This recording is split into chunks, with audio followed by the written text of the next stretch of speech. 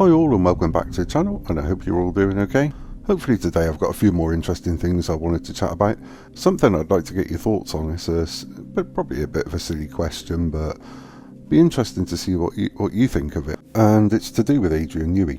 But first of all, I want to start off with McLaren and their team principal, Stella, because he has said that more upgrades are necessary in order to consistently better Red Bull. This comes after the Miami Grand Prix, where McLaren's upgrades made a big impact on improving their car. Stella said, "We do believe that we are on a strong trajectory, but at the same time, I think this wasn't necessarily a strong weekend for Red Bull.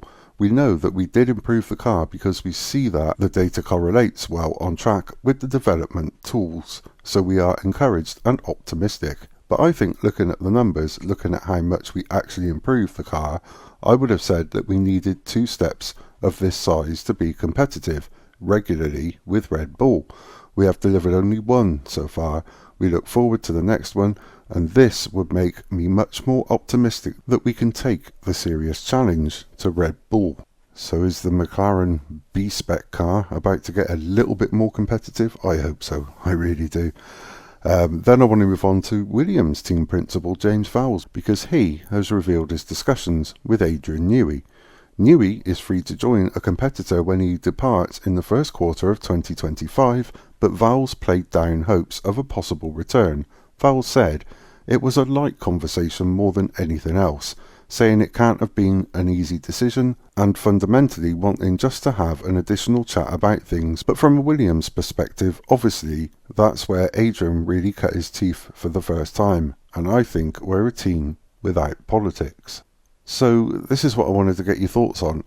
Bear in mind that Adrian Newey is now 65. He's already said he doesn't work for the money. He works because he loves his job. And obviously retirement probably isn't that far away for him. So do you think he's more likely to go back to the team where it all started? Or is he going to do what I suspect Lewis Hamilton's going to do, and that's see out his retirement at Ferrari? So I'm starting to think, if it's not about the money, it's about the love of what he does, we could well see him at Williams before he retires, I think. I really do.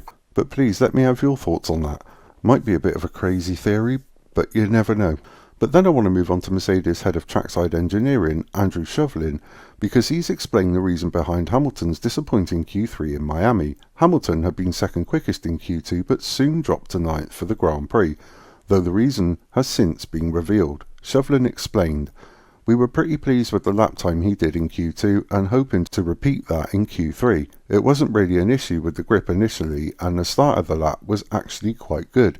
He was unlucky in that as he came around turn 11, he got a gust of wind that was from behind. What that does is actually drop the amount of downforce on the car quite significantly, so as he went into that corner, had quite a big oversteer. That then puts temperature, heat, into the tyres. Once that temperature's in, that's a very tight twisty section. There's no way for them to cool down, and that's what then causes the loss of grip.